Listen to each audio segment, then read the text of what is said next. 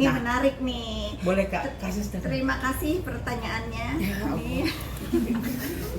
Saya mengikuti terdakwa Nikita. Terima kasih pertanyaannya. Sangat disayangkan ya.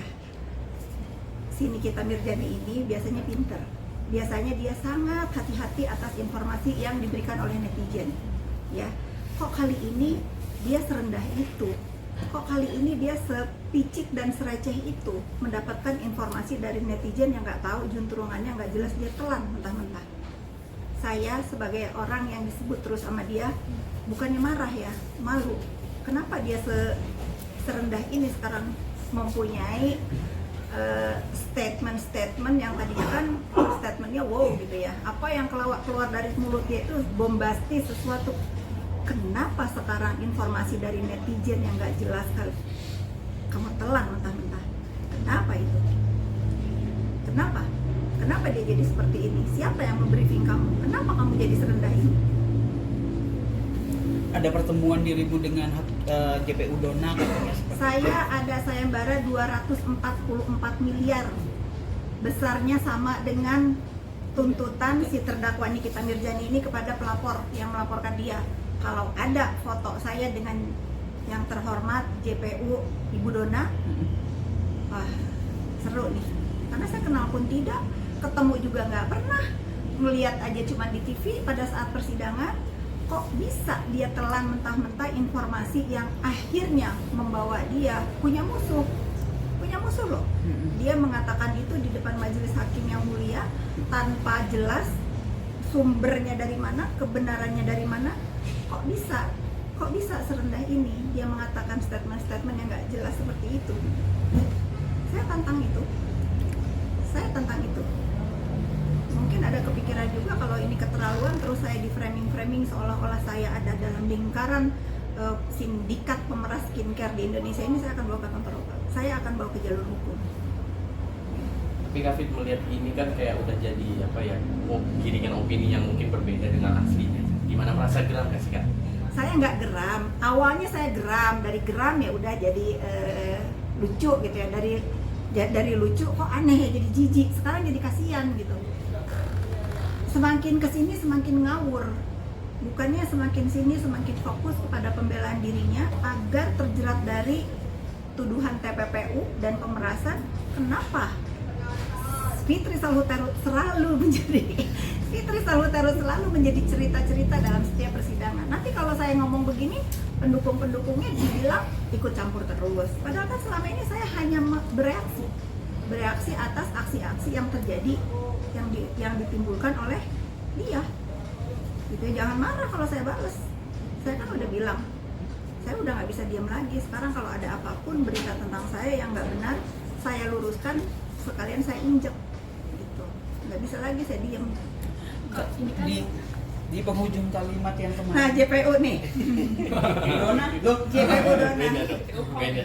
tapi dinilai terlalu berani nggak sih sampai akhirnya bisa menyebut itu, kalau kakak bilang mengklaim kalau Ya itu kalau adalah... keberanian mah ya dia mah kan udah tahu ya, kita sama-sama tahu lah sini kita ini bagaimana sifatnya. Ya dia mah kan apa aja asal jeblak aja. Dia bukannya berani, dia bodoh ya.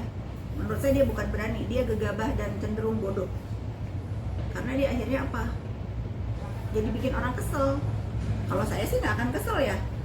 Kalau Ibu JPU yang selalu didoxing sama dia, yang selalu difitnah-fitnah, apakah mempunyai kesabaran seperti saya? Gitu. Kan itu salah satu akun yang disertakan itu Duta Intel, yang dimana Ya itu Duta Copet. Udah ya. Saya nggak mau komentar atas nama itu. Dia adalah orang yang mengikuti jejak si Nikita Mirzani ini melakukan premanisme di dunia maya. Itu udah terlalu receh, terlalu sampah lah. Saya nggak mau berkomentar atas nama si Duta Copet itu. Biar aja itu menjadi konon, katanya kan dia dibayar oleh Dr. Ko untuk nyerang-nyerang saya. Go ahead, enjoy. Saya nggak akan gentar, saya nggak akan peduli juga. Kak, soal vonis Fadel 9 tahun untuk permasalahan ini sebenarnya apa sih? Ya, harapan saya ya tidak ada copet-copet, tidak ada preman-preman di dunia maya, karena kita menghadapi preman dunia nyata udah cukup lah, jangan ditambah-tambah lagi gitu. kasihan para pengusaha kalau punya dua preman dunia nyata dan preman dunia maya. Ini jadi contoh ya buat siapapun yang menggunakan sosial medianya untuk melakukan tindakan-tindakan tidak baik, melakukan tindakan kriminal, ini jadikan contoh. Tapi Kak, kalau melihat perilaku terdakwa sendiri pada saat di ruang persidangan banyak banget kayak mengejek JPU kayak gitu itu berpengaruh nggak sih Kak? Ya kita juga nggak usah dipertanyakan lah itu mah, kan kita tahu ya namanya jadi terdakwa kan harus berkelakuan baik biar menjadi catatan nanti. Menimbang, jangan menimbangnya itu tidak berkelakuan baik, kan konyol. Kalau menimbang selama dalam persidangan berkelakuan baik kan bagus, tapi kalau menimbang selama persidangan tidak berkelakuan baik, ya apes yang dicari. Kalau dari penilaian Kak Fitri sendiri sepanjang mungkin ikuti kasus dari Nick Mir sendiri, bisa dikatakan kayak lama juga nggak sih ini persidangan Kak? Nggak lama lah, memang kan yang dijerat pasalnya ngeri ya, TPPU dan pemerasan. Coba deh kalian ikutin, sidangnya TPPU itu paling cepat berapa bulan? Iya. Berapa bulan? Kalau 3/6 bulan deh. Nah udah kan, ya sudah kan, nggak ada anehnya kan. Ini kan bukan kayak Sioke, sidang ITE, ini kan sidang TPPU. Harus Tapi kan juga bener-bener. banyak mempertanyakan soal masa penahanan dia nih, ya kan? Untuk jalan proses pengadilan ini, Mbak Fitri itu melihatnya akankah dia lepas dari masa tahanan? Apakah lebih diutamakan cepat fokus? Teman-teman semua, majelis hakim yang mulia dan ibu dan bapak JPU itu pasti sudah memperhitungkan semua. Ini kasus yang disaksikan oleh seluruh masyarakat Indonesia, kan nggak mungkin dong mereka tidak punya perhitungan ujuk-ujuk si terdakwa ini lepas karena masa sidangnya habis, apa waktunya habis gitu, nggak mungkin dong. Jangan dibesar-besarin lah, saya meyakini bahwa semua ini sudah diperhitungkan dan saya meyakini juga pada saat yang tepat tuntutan dan vonis itu akan berjalan sebagaimana mestinya. Tapi kalau pengen melaporkan ke Putri di Polres Jaksel, ada update terbaru nggak Pak yang Putri dapat? Kamu tanyanya ke sana, jangan ke saya. Ya, Tapi berarti belum ada update ya kamu apa-apa. tanyanya ke sana, jangan ke saya. Kalau Kak Putri sendiri ada niatan nggak, kan nama Kakak selalu disebut-sebut, itu kan bisa dibilang ini gimana nama baik Kak Putri juga dikaitkan dengan Ya kasus ini. saya kalau nggak berhenti melibatkan menyebut-nyebut nama saya terus, ya mungkin ada baiknya saya juga melaporkan. Karena ini nggak lucu ya, ini kan mengenai masalah besar, membawa-bawa nama pejabat negara yang selalu ya sudahlah, tahulah, tapi nantilah saya pertimbangkan apakah waktu saya apakah saya punya waktu sekedar untuk melaporin si terdakwa ini. Saya masih punya mulut dan jari saya masih bisa melawan, tapi nanti kalau udah keterlaluan mungkin saya pertimbangkan lagi. Kak Fit, kemarin dalam persidangan NM juga pihak kuasa hukum NM itu memberikan bukti rekaman suara dan NM sendiri juga kemarin katanya mau dipanggil diperiksa KPK Ya juga. baguslah. Mudah-mudahan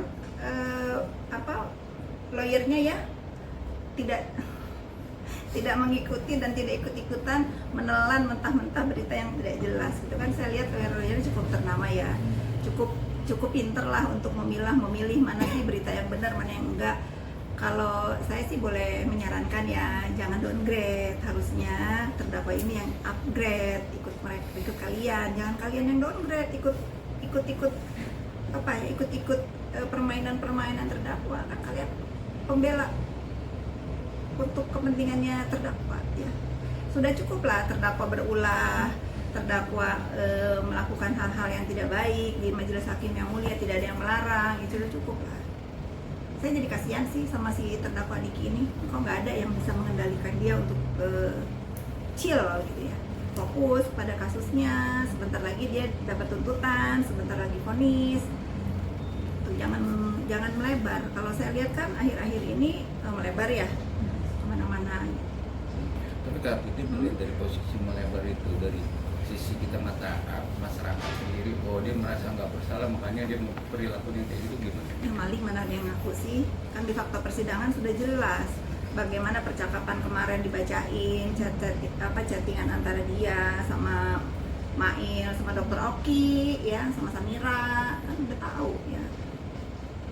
udahlah kita itu belajar pintar ya, jangan kita itu asal ngomong tapi kita tidak mengikuti fakta persidangan. Ya kalau sekarang dari kubu terdakwa dan fansnya merasa tidak bersalah ya sangat wajar. Itu yang saya lakukan dulu saat saya membela si terdakwa ini berkali-kali. Nanti pada saatnya mereka akan melek seperti saya. Setelah apa? Setelah tahu aslinya bagaimana. Kalau saya kan kemarin buta, sekarang kan saya udah nggak buta, jadi ya sudah lah. Jadi saya lucu kalau ada kelompok-kelompok yang membela dia dikriminalisasi. Mau tahu di week saya apa?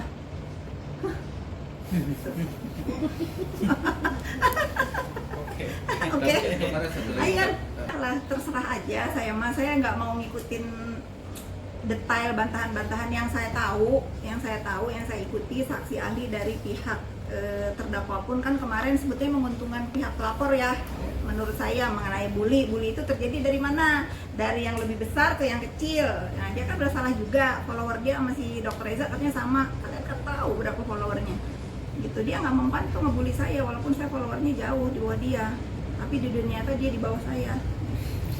Sedikit nambahin tentang Harus gitu, jangan kita membiarkan diri kita dibully ya. Jangan menormalisasi pembuli ke siapapun ya. Dia harus tahu rasanya dikecilkan itu bagaimana. Balas, sekarang saya balas, saya kecilkan dia sekecil-kecilnya. Cukup dia ngebully saya selama ini. Jadi statement masyarakat perang buzzer itu melihat itu gimana? Dan perkara kasus. Saya tidak bisa mengatakan ini perang buzzer ya. Mungkin antara dua kubu yang saling membela. Tetapi sebentar lagi kalian akan mendapatkan kabar gembira. Kalau kalian pengen berita bagaimana bos buzzer ini mulai kesuk. Aduh, ingat ya, tidak ada yang mustahil kalau polisi ini mau menegakkan keadilan atas laporan-laporan. Karena bisnis buzzer ini mengerikan di Indonesia. Kalian udah baca tuh Bjorka apa siapa udah ketangkep kan? Iya. Nah, bentar lagi nih. Siapa gerangan? Deng. Ayo. Pendapat saya. Ya. Saya malu dengernya. Ya Allah, itu kan masa sih Kamu nanya pendapat saya. Kuasa hukumnya ngomong begitu. Saya malu dengernya, bingung juga saya mau jawabnya apa. Apa entah kepedean kah atau entah Saya malu dengernya ya. Kalian artiin sendiri, tunggu ya. Ini pasti udah dicari nih. Pelaku judol, teriak judol ya. Bintang judol. aduh. Si judol. Kak, makasih ya kak. NM ketika dimasuki persidangan. Apa statement dia? Mungkin jaksa sudah terkontaminasi judol. Terkontaminasi judol. Bintang iklan judol, teriak judol. Gitu ya.